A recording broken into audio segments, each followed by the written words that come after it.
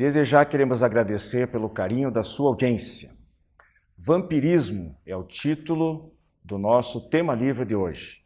Eu garanto que não tem nada a ver com o Conde Drácula, nem com a saga O Crepúsculo. Estamos falando aqui de um outro tipo de vampirização, real, mas ainda pouco conhecido. O Espiritismo Responde, nós vamos ver sobre o momento de ligação do espírito com a célula ovo, inclusive nas fertilizações in vitro. E nas razões dos fatos, nós vamos ver a interferência do Partido Comunista Chinês na nova reencarnação do Dalai Lama. A partir de agora, Diálogo Espírita.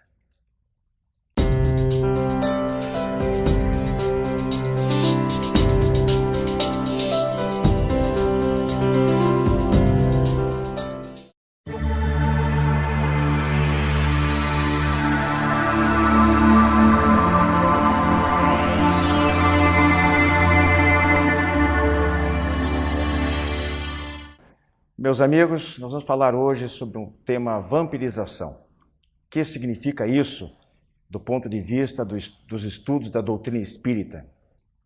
Eu e o Gilberto Tomasi, mais o Carlos Parchin, nós vamos trabalhar esse tema hoje aqui. E eu inicio pela definição, ou talvez uma entre várias definições sobre o que seja vampirização. Seria a ação pela qual um espírito ou espíritos muito apegados à matéria, atrasados moralmente, dominados por vícios e paixões inferiores, se imantam nos encarnados, na psicofísica, na atmosfera psicofísica dos encarnados, sugando-lhes a energia vital.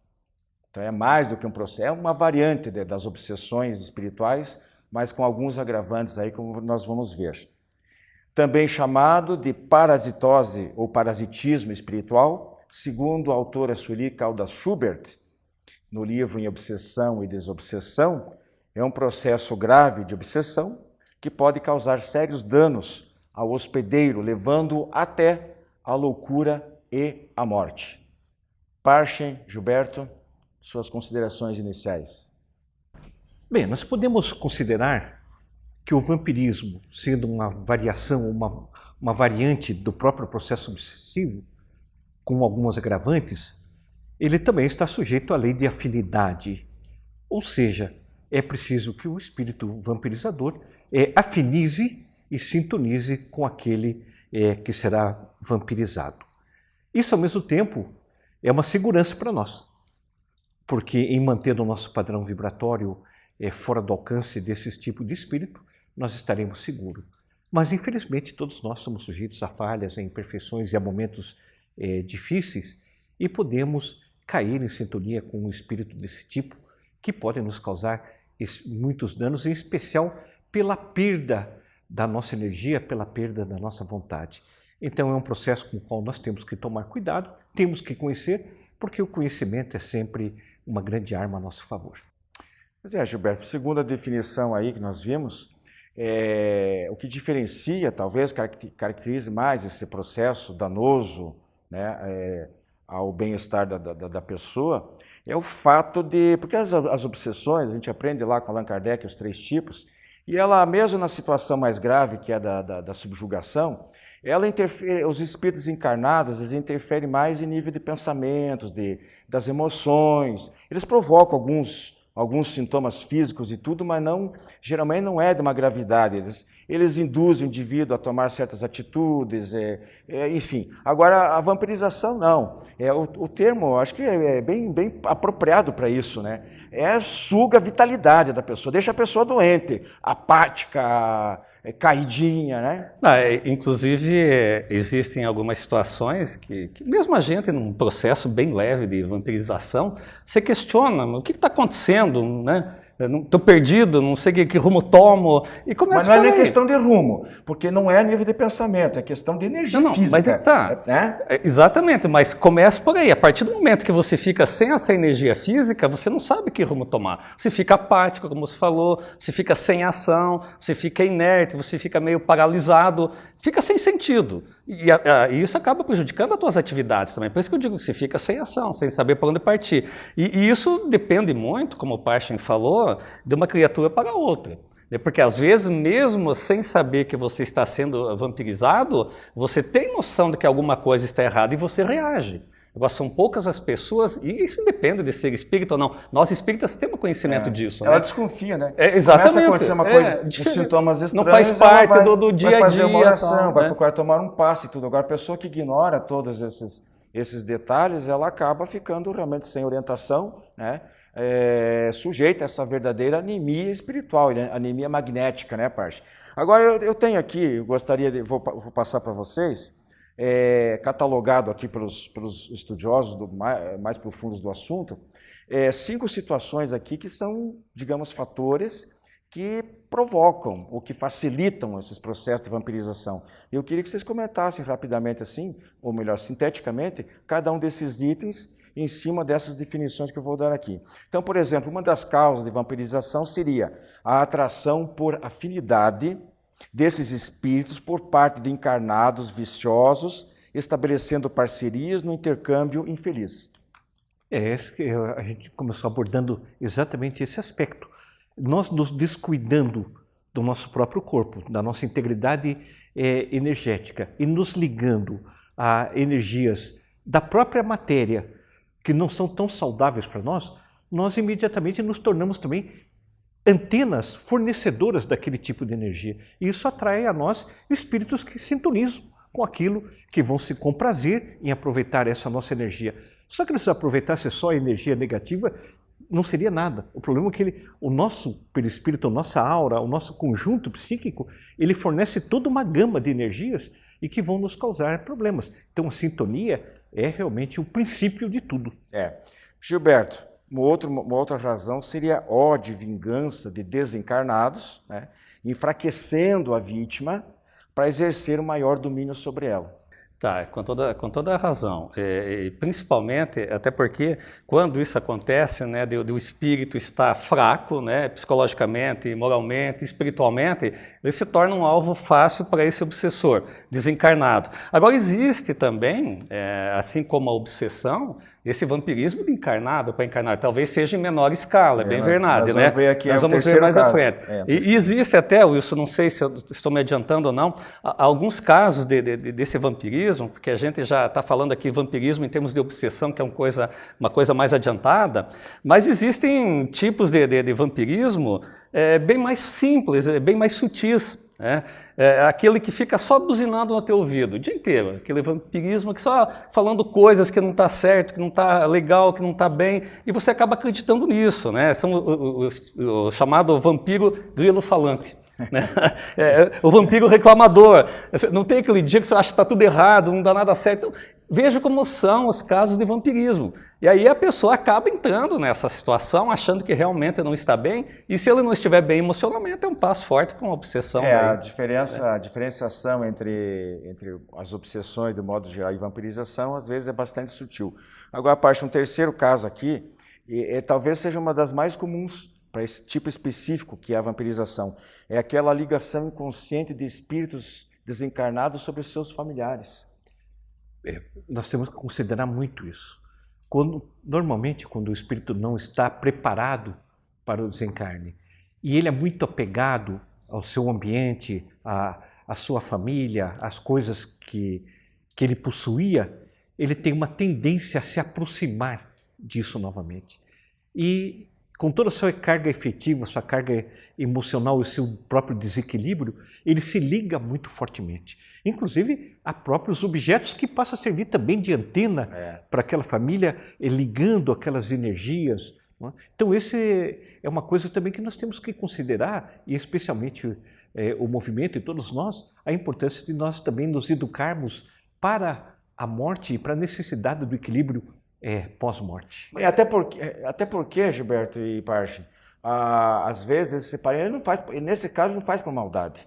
Por Como diz ali, é incoerência. inconsciente, ele faz por Inconsciente. necessidade dele. Isso. Porque ele está precisando de energia, de prece, de orações, de magnetismo, de vibrações, tal, porque ele está perturbado e ele vai se encostar onde? Onde tem afinidade. Ele se encosta na mãezinha, na esposa, num parente qualquer que tenha bastante magnetismo, bastante energia, para sugar de lá para ele, porque ele está precisando. Até porque, Wilson Pacha, às vezes os familiares é que eu chamo, né? Também. Porque sentem falta, Também. e aí se aproveita dessa situação. Então tem que tomar cuidado com isso, né?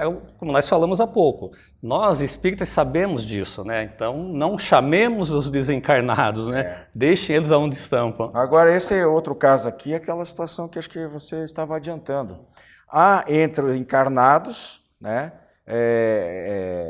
aquilo que a gente chama, às vezes a gente fala quase uma gíria, de que às vezes um determinado parente se encosta numa família e ele fica sugando, ou sugando financeiramente, né, ou sugando no trabalho, a colega de trabalho, que faz de conta que trabalha e na verdade fica só enrolando e os outros que trabalham, a gente diz, o camarada está sugando a família, está sugando da repartição pública, da repartição dele e tal. Então, entre encarnados, às vezes, dentro da família, tem gente que fica psiquicamente só puxando. É o chamado de vampiro encrenqueiro. Né? Vampiro encrenqueiro. Ele fica ali só dando notícia ruim, só criando atrito, só puxando o tapete, só criando inimizade. E isso realmente Não, é ele uma debilita mesmo. os demais indivíduos que estão à sua volta. Ele realmente, se à luz de uma colocação mediúnica, uma observação mediúnica de um vidente, vai aparecer, claro, aquela pessoa puxando da aura, desestabilizando a aura do outro e puxando aquela energia para ele. É como se estabelecesse realmente uma mangueira entre os dois e só vem de lá para cá, né? E às vezes a gente comprova isso na própria vida prática diária. De repente, se está trabalhando em ambientes ou com pessoas das quais você sai extremamente esgotado daquela ligação, daquele trabalho e sem uma razão física. Até o pensamento, por pensamento às vezes, mesmo. Né? E ao contrário, com outras, você sai, parece que foi um tempo curto, renovado. Essas pessoas que nos vampirizam nos sugam essas energias, inclusive no ambiente familiar e no próprio ambiente de trabalho ou de lazer. Nós temos também um último caso desses de fatores, assim, aquela situação em que há uma verdadeira simbiose, onde geralmente um encarnado e o desencarnado, eles se associam de uma maneira tão estreita, né? De novo, numa visão de um espírito desencarnado, de um espírito protetor, um espírito instrutor ou de um vidente, eles apareceriam às vezes num grande amplexo, abraçados, que eles não conseguem se soltar um do outro. Se o desencarnado é ajudado, orientado para sair, o encarnado puxa de volta. Se tira o encarnado do ambiente, de qualquer maneira, mutuamente eles vão se atrair. Então é o que no livro de Domínios da Mediunidade, de André Luiz, ele descreve muito bem uma situação dessas, entre um desencarnado e uma encarnada que vive das emanações um do outro. Nós podemos relacionar esse tipo e essa situação muito com o alcoolismo, com o uso de drogas, com a gula. Pois é, eu queria chegar exatamente aqui. Causas, daí nós vamos para as causas, né? Dos desregramentos em geral, tanto físicos como morais, vocês falaram, comida, bebida, sexo, jogatina, tabagismo, cólera, tristeza, etc. E a gente encontra, para vocês que estão nos assistindo, estão talvez interessados em conhecer melhor esses casos, mais bem descritos, com pormenores, né? Nós recomendamos algumas leituras, aí, como, por exemplo, o livro Missionários da Luz, de André Luiz, as próprias observações de André Luiz em outras obras, né?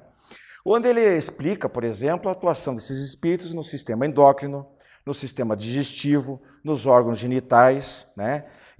E eles com formas de bacilos, de larvas psíquicas escurecidas, de uma maneira muito intensa e de uma visão verdadeiramente preocupante, aterradora, né? Em verdadeiras culturas, estou me reportando aqui a alguns termos usados por André Luiz e os instrutores dele, né? Verdadeiras culturas microbianas perturbando o equilíbrio orgânico e psíquico pela interferência no sistema nervoso. Também no livro Saúde e Espiritismo, tem uma descrição do médico Dias da Cruz.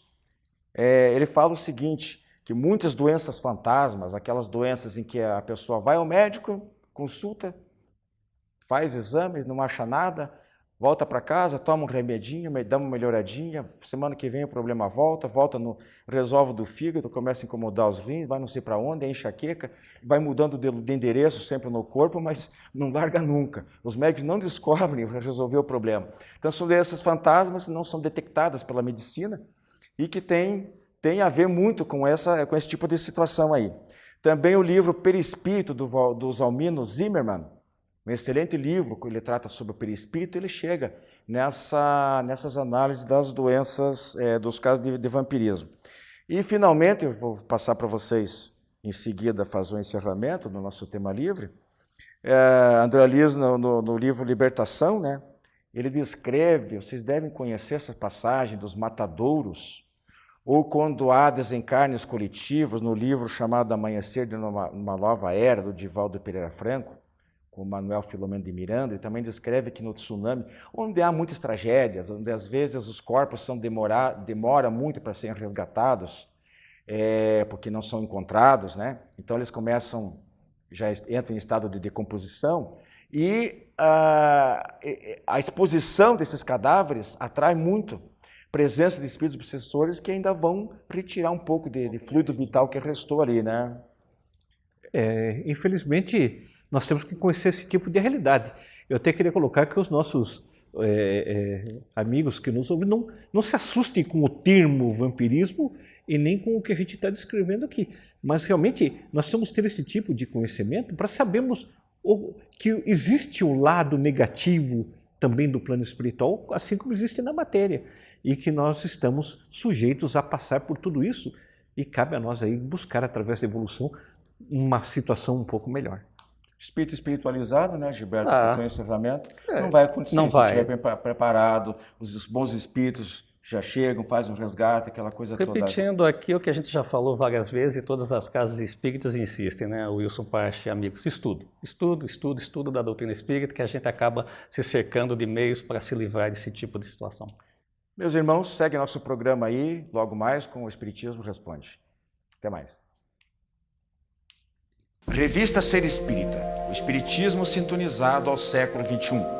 Os princípios fundamentais da doutrina espírita sob a ótica da filosofia, ciência e religião. Revista Ser Espírita, um novo olhar sobre a vida. Para adquirir as edições avulsas e encadernadas, visite o site www.serespirita.org.br. Você tem um familiar ou amigo com problemas de álcool ou drogas? Venha conhecer a comunidade psicossomática Nova Consciência em Capivari. Uma clínica com médico, psicólogo, terapeutas e especialistas no tratamento da dependência química. Atendemos pacientes do sexo masculino com período de recuperação de 4 a 6 meses para desintoxicação, terapia, conscientização e renovação de valores. Maiores informações, acesse comunidadenovaconsciência.com.br ou ligue 34917000 com Saulo ou Arnaldo. Você que é distribuidor ou administra uma livraria espírita, não pode deixar de conhecer os livros da Editora M de Capivari, São Paulo. São mais de 350 títulos com dezenas de campeões de vendas. Peça o catálogo e dê aos seus clientes a oportunidade de conhecer os excelentes livros da Editora M. Contatos pelo e-mail vendas@editoram.com.br ou telefone DDD 19 3497 7000.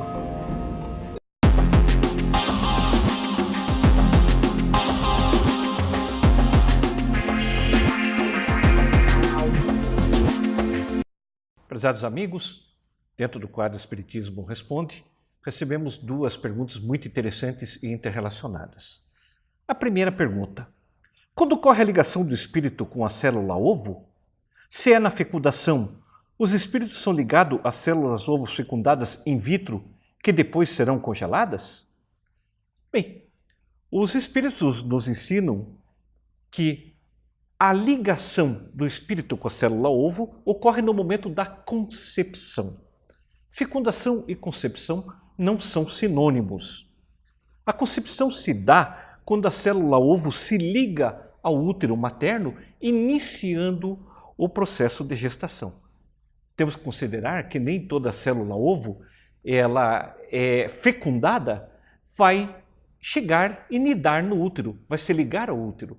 Ela, mesmo começando o processo de reprodução, até dividindo células, como o útero não está em condições ideais, essa célula ovo é eliminada pelo organismo através da menstruação. Só com isso a gente já poderia perceber que não é a fecundação, portanto, que determina o desencadear da reencarnação. É preciso sim haver a nidação, ou seja, a ligação do óvulo com o útero materno. Nesse momento ocorre a concepção. E para que ocorra, é preciso que o útero, que o endométrio, que todas estejam em condições ideais para que ocorra a nutrição daquela célula ovo e que ela possa se ligar. E esse momento, então, é que ocorre efetivamente a nidação. Se não houver essas condições, o organismo, através do imperativo hormonal a que a mulher está sujeito, propiciará a eliminação daquele revestimento da forração interna do útero, do que restou do endométrio, que se tornou inútil, iniciando-se assim a preparação para um novo ciclo de reprodução. Nós temos que considerar, seja em qualquer questão da reencarnação ou de outros do espiritismo, nós temos que usar sempre a lógica, a razão e o conhecimento científico para entender como os fatos ocorrem. Então, é claro, não há espíritos ligados aos óvulos que serão congelados, porque ainda não ocorreu a concepção. Pergunta 2. Os espíritas afirmam que todas as reencarnações são programadas. Isso quer dizer, então, que todas as relações sexuais também estão programadas, já que objetivam a reprodução? Bom, embora essa pergunta tenha uma lógica, e ela tem uma lógica bastante coerente, ela parte de uma premissa errada. O livre-arbítrio sempre é inviolável. E as leis naturais, como a reprodução, seguem o seu rumo perfeito, não precisando de intervenção. Então, nenhum espírito, nem Deus, nem os espíritos podem nos violar o livre-arbítrio quando nós estamos no domínio desses espíritos, desse livre-arbítrio. Diversos espíritos, em obras diversas, nos contam que existem aproximadamente 2 espíritos aguardando reencarnação para cada espírito já encarnado. Então, os autores calculam que, pela taxa de natalidade atual, pela vida que nós temos atualmente, expectativa de vida, que cada reencarnação deve ocorrer entre 100 e 150 anos. Então, existe um número muito grande de espíritos aguardando a reencarnação. E os espíritos encarregados desse processo aproveitarão todas as oportunidades naturais existentes para que isso ocorra. Sempre que ocorre a fecundação, ou seja, a ligação do óvulo com o espermatozoide, ocorre uma energia muito forte percebida por essa equipe espiritual que avaliará se existem condições para que aquele óvulo fecundado venha anidar, venha se fixar ao útero. E existindo essas condições, eles providenciarão um processo de reencarne. Nós temos que lembrar que entre a fecundação e a nidação, ela pode ocorrer de 6 horas a mais de 48 horas. Assim sendo, os espíritos encarregados da reencarnação têm a oportunidade de buscar o espírito que mais se adeque àquela necessidade, daquela família, daquele ambiente, daquela genética e que seja mais justo e equilibrado para o espírito e para a família. Tudo ocorre dentro de uma lei natural, muito mais simples e objetiva do que nós imaginamos. Muito obrigado, continue mandando as suas perguntas no endereço que está aí no rodapé.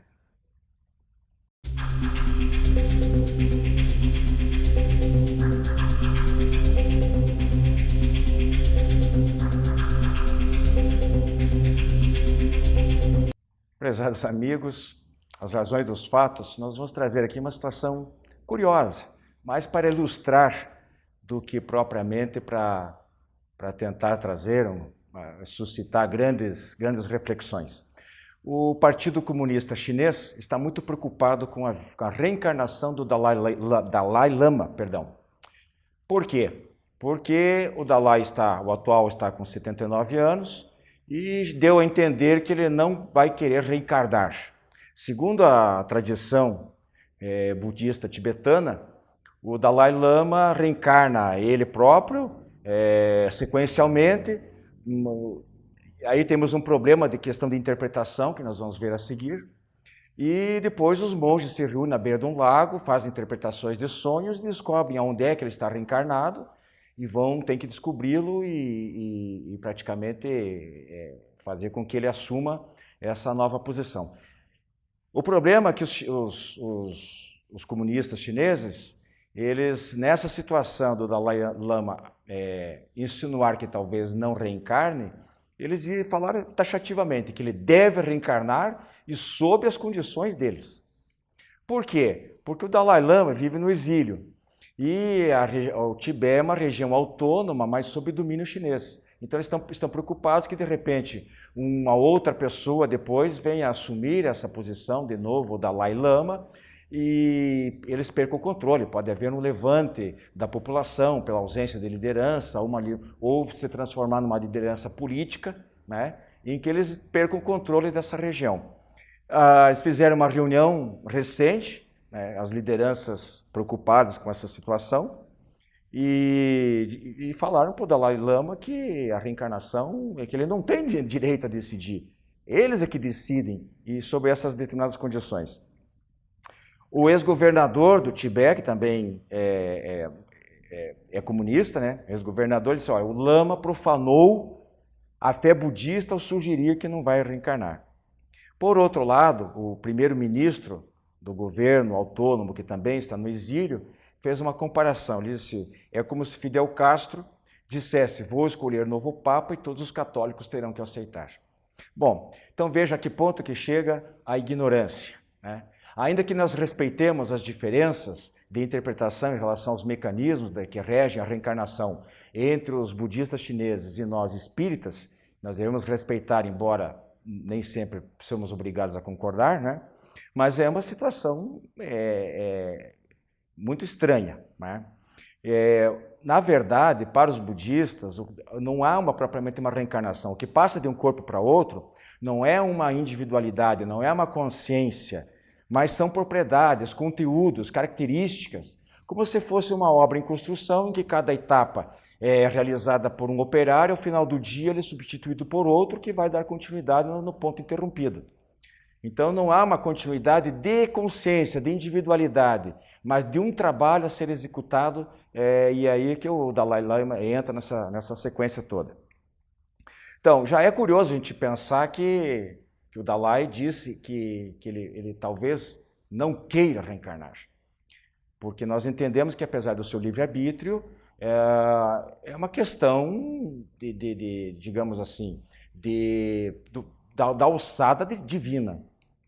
Eles têm a sua interpretação também a respeito da divindade, que é diferente da nossa, mas do nosso ponto de vista é uma coisa que poderia ou não, teria que ser estudada, a gente vai ver mais algum detalhe logo a seguir.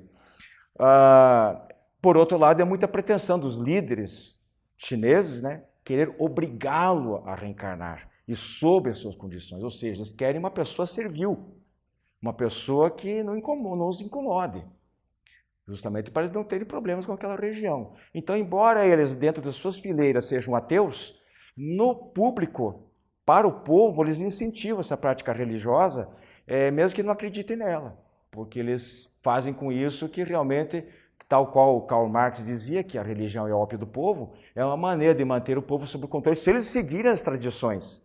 Por isso que eles dizem que o Dalai Lama está traindo as tradições religiosas.